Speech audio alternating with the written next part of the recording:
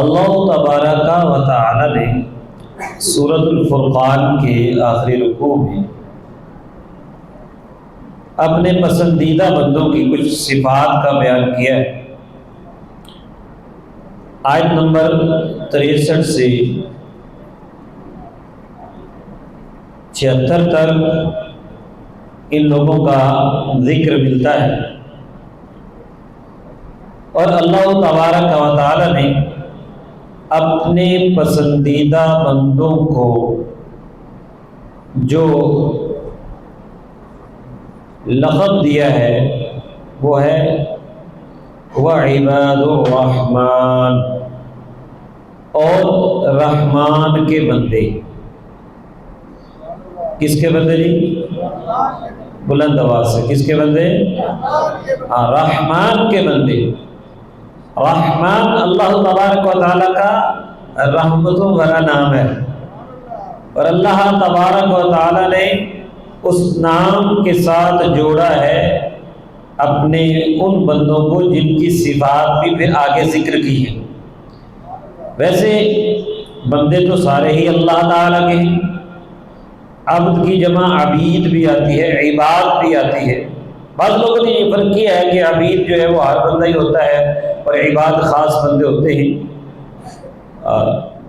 باقی یہ گرامر کی باتیں کوئی ضروری نہیں ہے، میں اس کو یوں آپ کے سامنے سمجھانا چاہتا ہوں کہ بندے تو سارے ہی اللہ تعالیٰ کے ہیں، لیکن جن کو یہاں اللہ تبارک و تعالیٰ اپنا کہہ رہا ہے رحمان کے بندے، یہ خاص رحمت و شفقت سے فرما رہا ہے کہ یہ رحمان کے بندے ہیں، رحمان کے پیارے بندے ہیں، رحمان کو جن سے محبت ہے یہ وہ بندے ہیں۔ جیسے کوئی کہتا ہے کہ یار انہوں کچھ نہیں کہنا، یہ ساڑھا بندہ ہے، بولے اس سے ہمارا خاص تعلق ہے۔ تو اللہ تبارک و تعالیٰ نے عباد الرحمن کی صفات بیان کی ہیں۔ سورہ فرقان میں اس سے پہلے کچھ ایسے بندوں کا بھی ذکر ہوا جن کے بارے میں آیت نمبر 43 میں اللہ تبارک و تعالیٰ نے فرمایا افرأیت من اتخذ الہہ ہوا، کیا تم نے ایسے شخص کو دیکھا جس نے اپنی خواہش کو اپنا خدا بنا لیا؟ ویسے تو وہ اپنی خواہش کے مطابق کبھی ایک پتھر کبھی دوسرے پتھر کو اپنا معبود بناتے تھے، سجدہ کرتے تھے، بتوں کی پوجا کیا کرتے تھے، وہ لوگ بھی مراد ہیں۔ اور اللہ تبارک و تعالی نے فرمایا کہ ام تحسب ان اکثرهم یسمعون او یعقلون، یہ آیت نمبر 44 ہے کہ کیا تم یہ سمجھتے ہو وہ سن رہے ہیں اور سمجھ رہے ہیں؟ یعنی تم ان کو قرآن سناتے ہو، رب کا پیغام محبوب سناتے ہو تو بظاہر ایسا لگتا ہے کام رکھے ہوئے ہیں اور سمجھ رہے ہیں، لیکن بعض لوگ ایسے ہوتے ہیں کہ جنہیں جاگتے نہیں سنتے ہو، جو بظاہر سن رہے ہوتے ہیں اور لیکن سمجھ نہیں رہے ہوتے، توجہ نہیں کر رہے ہوتے۔ فرمایا تم یہ سمجھتے ہو کہ یہ سنتے اور سمجھتے ہیں، ان کی بات کیا ہے؟ فرمایا انہم الا کالانعام بل ہم اضل، انہم نہیں ہے یہ مگر جانوروں کی طرح، مویشیوں کی طرح، بلکہ اس سے بھی زیادہ بھٹکے ہوئے راستے سے، بل ہم اضل سبیلا۔ بھائی جانور جو ہے اس کو آپ کوئی کچھ سنائیں تو کچھ اس کو سمجھ نہیں آتی۔ محاورہ مشہور ہے بھینس کے آگے بین بجانا۔ جی بھینس اگرچہ کان بھی ہوتے، اس کے کان بڑے بڑے ہوتے ہیں، ہم سے بڑے ہوتے کان۔ بھینس دیکھی ہے نا آپ نے؟ ہاں جی، تو بھینس کے کان اگرچہ بڑے ہوتے ہیں، اس کے سامنے بین بجاؤ تو وہ اس کو کوئی اثر نہیں ہونا۔ یہ محاورہ ہے، مراد یہ ہے کہ جانور کو کوئی بات سمجھ نہیں آتی، تو جو بندہ سنے نہ سمجھے نہ، تو قرآن کہہ رہا ہے کہ وہ جانور ہے، جانور کی طرح ہے، لیکن جانور کی طرح تک نہیں کہا، بلکہ کہا اس سے بھی زیادہ بھٹکا ہوا ہے۔ کیونکہ آپ نے دیکھا ہے کہ جانور کیا کرتے ہیں، اپنے آقا جو اس کا مالک ہوتا ہے دنیا میں، وہ اس کے ساتھ وفا کرتے ہیں، اس کے اشاروں کو سمجھتے ہیں، اس کے ساتھ ساتھ رہتے ہیں اور وفاداری کرتے ہیں، اس کے اشارے کو سمجھتے مانوس ہو جاتے ہیں۔ اور جانور بھی اللہ کی تسبیح کر رہے ہوتے. وَإِن مِّن شَيْءٍ إِلَّا يُسَبِّحُ بِحَمْدِهِ. تو اگر بندہ بات نہ سمجھے، رب تبارک و تعالیٰ جو اس کا حقیقی مالک ہے اس کے احکام پر نہ چلے، تو سمجھو وہ جانوروں سے بھی کیا گزرا ہے. جانور تو اپنے مالک کا لحاظ کرتے ہیں، اس سے مانوس ہوتے ہیں، اس سے وفا کرتے ہیں. تو ایک طرف وہ بندے ہیں جو جانوروں سے بھی پرے. برا نہ منائیں تو جانوروں کا پنجابی ترجمہ بتاؤں. یہ جو مویشی اور جانور کہا گیا نا، ان کا پنجابی ترجمہ ڈنگر. جی تو ایک طرف وہ بندے ہیں جو ڈنگر سے بھی پرا ہیں، جانور سے بھی برے ہیں. یہ تو بھٹکے ہوئے ہیں. اللہ تعالی ہمیں ایسی عادات سے بچائے. لیکن دوسری طرف جس کا آج ہم نے ذکر کرنا ہے وہ ہیں رحمان کے بندے. تو آج ہم نے یہ فیصلہ کرنا ہے قرآن کے نزول کی اس رات میں اور جشن تکمیل قرآن کی اس رات میں کہ ہم نے جانوروں سے بھی بدتر بننا ہے یا رحمان کے بندے بننا ہے. زندگی آمد برائے بندگی، بے بندگی شرمندگی. زندگی ملی ہی بندگی کے لیے ہے، بندہ بننے کے لیے. اگر بندہ نہیں بنتا تو پھر تو شرمندگی ہی شرمندگی ہے. تو اس لیے ہم نے رحمان کے بندے بننے کے لیے جو نصاب دیا گیا ہے، جو کرائٹیریا دیا گیا ہے، جو کریکلم دیا گیا ہے، جو اللہ تبارک و تعالیٰ نے کنڈیشنز ان کی بتائی ہیں، وہ سب آج سننی ہیں. اگر آپ ساتھ ساتھ رہیں گے، سنیں گے، سمجھیں گے تو انشاءاللہ تعالی فائدہ ہوگا. یہ آیات میں قرآن کریم کی سنا رہا ہوں، اور اللہ تبارک و تعالی نے سورہ قاف کے اندر ارشاد فرمایا ان فی ذلک لذکر لمن کان لہ قلب او القى السمع وهو شہید. قرآن میں نصیحت ان لوگوں کے لیے ہے جن کا دل ہے روشن دل. ابھی دعا ہو رہی تھی نا، روشن دل. قرآن کی نصیحت ان کے لیے جو دل والے ہیں، مردہ دل والے نہیں ہیں، دل والے ہیں، یا پھر کان رکھتے ہیں، یعنی کان ڈالتے ہیں اس کی طرف، کان لگاتے ہیں اس کی طرف اور گواہ ہوتے ہیں. تو بھائی کان لگائیے، دل کو متوجہ کیجئے. اللہ کے بندے کون سے ہیں؟ رحمان کے بندے. پہلی صفت الذین یمشون علی الارض ہونا، جو زمین پر نرمی سے چلتے ہیں. زمین رب کی ہے اور ہم ایسے چل رہے ہوتے ہیں، پاؤں مار مار کے، اکڑ اکڑ کے، اور اوپر کو اٹھ کے، جیسے کہ ہم جیسا کوئی دوسرا نہیں ہے، ہم چما دیگرے نیست. تو سنیے، اللہ تبارک و تعالی نے سورہ بنی اسرائیل کی آیت نمبر 37 میں بھی یہی فرمایا وَلَا تَمْشِ فِي الْأَرْضِ مَرَحًا. زمین پہ اکڑ کے نہ چلو. اور پھر اس انسان کی نفسیات پر چوٹ کی اِنَّكَ لَن تَخْرِقَ الْأَرْضَ، تو ہرگز زمین کو پھاڑ نہیں سکتا. وَلَن تَبْلُغَ الْجِبَالَ طُولًا، اور اونچا ہو کے پہاڑوں سے تو اوپر نہیں جا سکتا. رب کی دھرتی اتنی حسین بنی ہے، اگرچہ مٹی ہے لیکن تو زور زور سے پاؤں مار رہا ہے، کیا زمین پھاڑ لے گا؟ اور اونچا اونچا ہو رہا ہے، کیا رب کے بنائے ہوئے پہاڑوں سے بلند ہو جائے گا؟ عاجزی بندے کو زیبا ہے، عاجزی کے ساتھ تواضع کے ساتھ چلے. میرے آقا علیہ الصلوۃ والسلام کی رفتار مبارک کے بارے میں صحابہ کرام علیہ رضوان جو بتاتے ہیں کہ یوں محسوس ہوتا تھا جیسے حضور علیہ الصلوۃ والسلام اترائی کی طرف اتر رہے ہیں. اس طرح شاندار وقار سے، عاجزی سے چلا کرتے تھے میرے آقا علیہ الصلوۃ والسلام. تو پہلا تو یہ ہمارا جو اخلاقی معیار ہے، عبادت بات کی بات ہے، بندے کی اکڑ اور تکبر کو ختم کرنا ہے. گھر سے نکلا ہے تو عاجزی سے چلے، اکڑے نہ.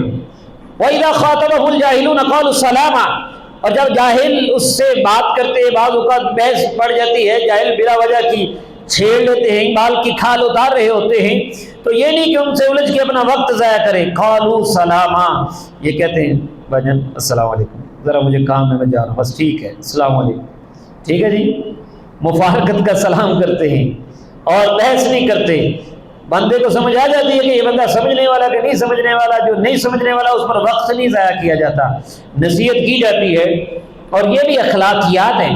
میرے آقا علیہ السلام نے دیکھا کہ دو بندوں میں بحث ہو رہی تھی، ایک بندہ برا بھلا کہہ رہا تھا، دوسرا خاموش تھا، اور آخر میں اس نے جو خاموش تھا اس نے کہا تم پر سلام ہو، اور نبی رحمت صلی اللہ علیہ وسلم نے اسے خوشخبری دی کہ جب یہ بندہ تجھے سخت الفاظ کہہ رہا تھا فرشتے تمہاری طرف سے جواب دے رہے تھے، اور جب تم نے اس کو کہا نا کہ تم پر سلام ہو تو فرشتے کہنے لگے اس پر کہے گا سلام، سلام تو تم پر ہے جو صبر سے سن رہا ہے۔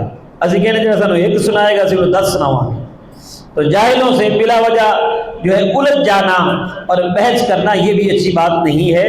اسی طرح یہ آج کی جو رات ہے، بعض لوگ مسجد میں آ تو جاتے ہیں لیکن بلا وجہ کی گفتگو اور بلا وجہ کے سوالات اور مناظرے آج ہی، کیونکہ سارا سال مسجد میں نہیں آئے تو سارے مسئلے آج ہی پوچھنے اور چھیڑنے اور اپنے علم کا روب ڈالنا ہے۔ نہیں، آج کی رات کچھ سوچنے سمجھنے کی ہے، اپنے گناہوں سے توبہ کرنے کی ہے، رب کی بارگاہ میں رونے کی ہے۔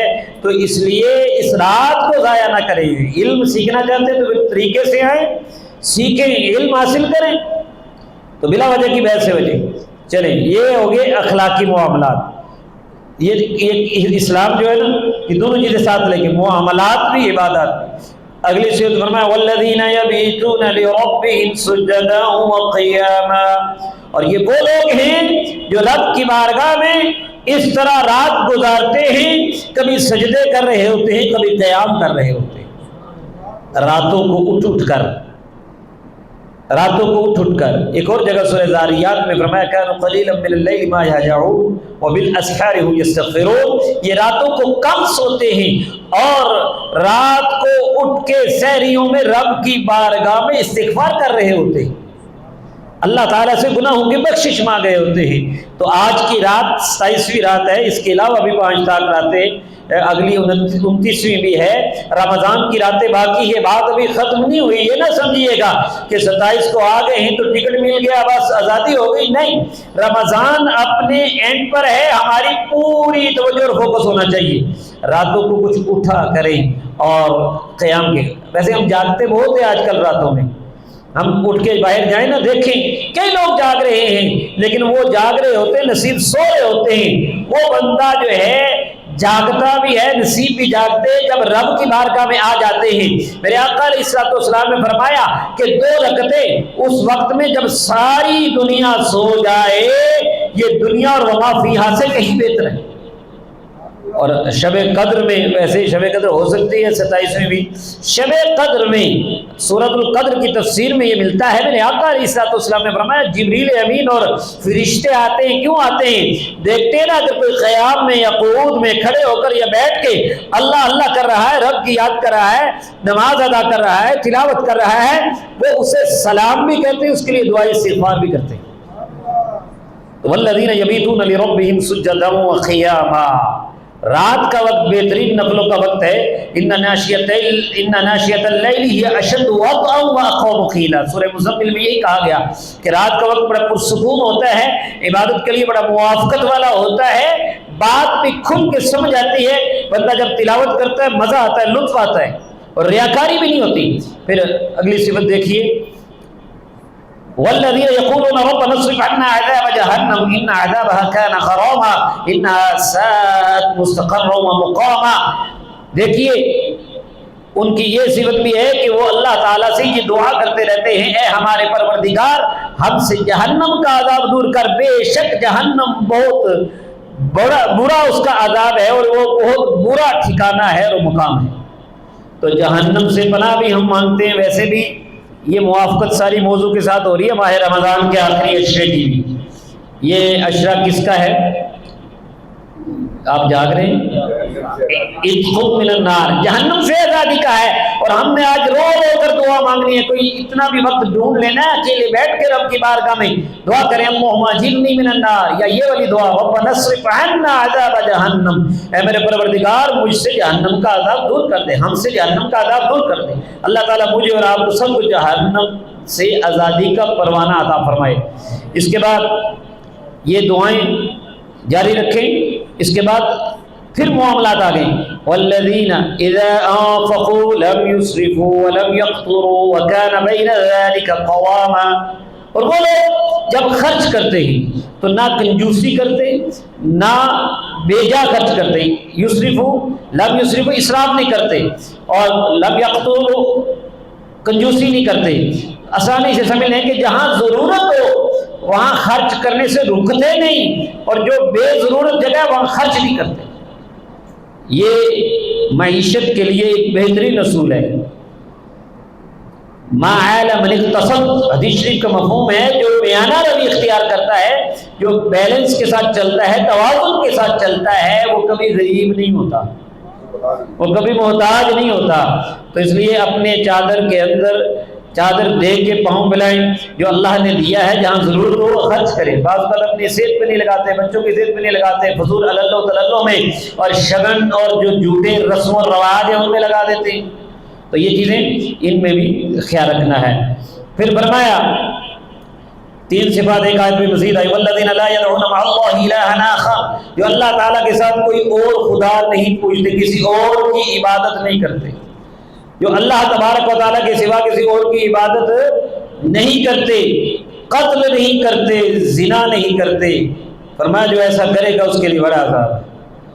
تو یہ بڑے بڑے گناہ ہیں، بڑے بڑے گناہ ہیں۔ ایک شرک ہے، کسی اور کو خدا ماننا، ہم تو الحمدللہ ایک خدا مانتے، صرف ایک ہی خدا کی عبادت ہے۔ دوسرا قتل، ناحق قتل و غارت سے بچیں، اور اللہ تعالیٰ بچائے اس زمین کو ظالموں سے جو کہ مظلوموں پر ظلم کرتے ہیں۔ اسی طرح زنا، بدکاری، جو کام بے حیائی کی طرف لے کے جاتے ہیں اس سے بھی بچنا ہے۔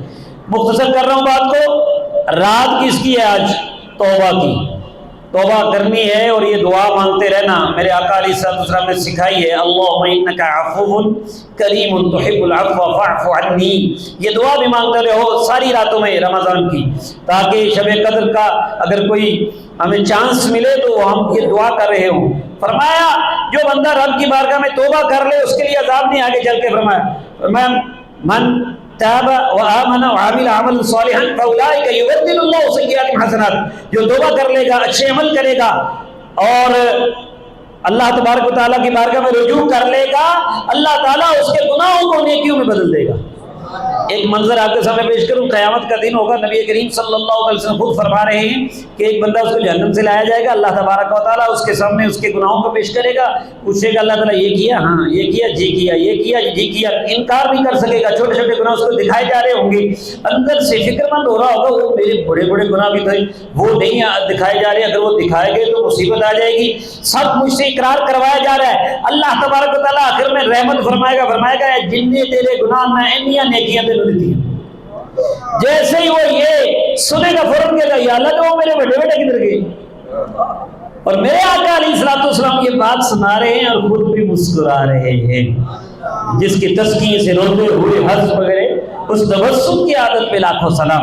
بات مختصر کر رہا ہوں، توبہ بھی کرنی ہے آج کی رات، اور 2-3 صفات اور رہ گئی ہیں، میں ان کو بیان کر کے بات مکمل کروں گا۔ والذین لا یشهدون الزور واذا مروا باللغو مروا کراما، یہ لوگ جھوٹ کے گواہ نہیں بنتے، اور جب لغو، بےہودہ، فضول، بے مقصد کام سے گزرتے تو اپنے آپ کو بچا کر گزرتے۔ آپ دیکھ لیجئے گا کہیں آپ جھوٹ کے گواہ نہیں بنتے۔ ایک تو نا جھوٹی گواہی نہیں دینی، دوسرا ہے کہ جھوٹے کام کا گواہ نہیں بننا۔ آپ مجھے بتاؤ کہ اگر تم کسی سوشل میڈیا پہ کسی جھوٹ گڑنے والے کو، کسی فیک نیوز بنانے والے کو، کسی کا مذاق اڑانے والے کو، بے حیائی کی ویڈیوز بنانے والے کو، الٹی سیدھی ٹک ٹاک چلانے والوں کو جب تم لائک دیتے ہو، شیئر کرتے ہو، ویوز دیتے ہو، تو کیا تم اس کے گواہ نہیں بنتے؟ اللہ والے ایسا نہیں کرتے، اللہ والے اچھی باتوں کے گواہ بنتے ہیں اور فضول کاموں سے آسانی سے گزر جاتے ہیں، وہاں انوالو نہیں ہوتے، شامل نہیں ہوتے۔ اور اس کے بعد اگلی صفت اللہ تبارک و تعالیٰ نے فرمایا، آیت نمبر 73 تک ہم پہنچ گئے ہیں، 76 تک چل رہے ہیں، آپ ذرا سبحان اللہ کے بلند آواز سے فرمایا کہ والذین اذا ذکروا بآیات ربہم لم یخروا علیہا صما وعمیانا، یہ وہ لوگ ہیں جب ان کو رب کی آیات سے نصیحت کی جائے تو اس پر بہرے اندھے ہو کر نہیں گرتے۔ یہ سنیے گا اور پھر سوچئے گا کہ جب رب کا قرآن سنایا اور سمجھایا جائے تو ہماری توجہ کیسے ہوتی ہے۔ اور باتوں پہ کان لگاتے ہیں، ٹاک شوز پہ اور لوگوں کی سیاستدانوں کی بحثوں پہ، اس کا یہ، اس کا وہ، اس کی اتنی رینکنگ ہوگی، یہ ہو گیا وہ ہو گیا۔ قرآن کریم جب سمجھایا جائے تو ٹائم ہی نہیں ہوتا۔ آپ کے یہاں بھی درس قرآن ہوتا ہے، ہر اتوار کو یہاں درس قرآن ہوتا ہے، کم لوگ ہوتے ہیں، اور کہیں اگر کوئی میچ وغیرہ لگا ہو تو لوگ ہر جگہ آپ دیکھیں گے بھرے ہوئے ہوتے ہیں۔ یہ دیکھیں، یہ دونوں آیتوں کو سامنے رکھیں، ان 72 اور 73 کو، ادھر گواہ ہیں جو جھوٹ کے گواہ، کھیل تماشوں کے گواہ، بے حیائیوں کے گواہ، اور ادھر وہ ہیں جو قرآن سیکھنے والے ہیں۔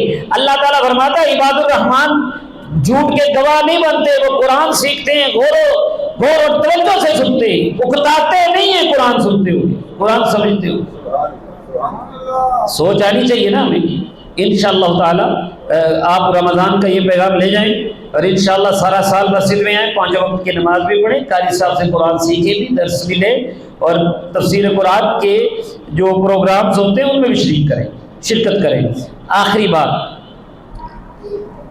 یہ دعوت فکر ہو گئی کہ اپنی تو وہ اصلاح کرتے ہیں، لیکن یہ نہیں کہ صرف اپنی ہی سوچتے ہیں، گھر والوں کے اوپر بھی پھر اصلاح کرتے ہیں اور دعا کرتے ہیں، بلکہ رب سے والذین یقولون ربنا هب لنا من ازواجنا وذریاتنا قرۃ اعین واجعلنا للمتقین اماما۔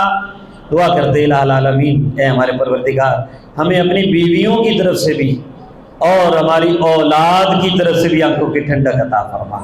یعنی اولاد کی اصلاح کی کوشش کرتے ہیں۔ ہم خالی اولاد سے نوکری منگنا ہی نہیں چاہیے جی، سونا رشتہ ہی منگنا نہیں چاہیے، سونے عمل بھی منگنے چاہیے، اور ازوجہ کی بھی تربیت اور اولاد کی بھی تربیت ہونی چاہیے، اور دعا کرتے کہ یا اللہ ہمیں متقین کا امام بنا، یعنی ہمیں ایسا اتنا اچھا بنا دینا کہ لوگ ہمیں اپنا آئیڈیل بنا لیں، ایمان والے تقوی والے ہمیں اپنا آئیڈیل بنا لیں۔ یہ بھی اس کا مراد ہو سکتی ہے۔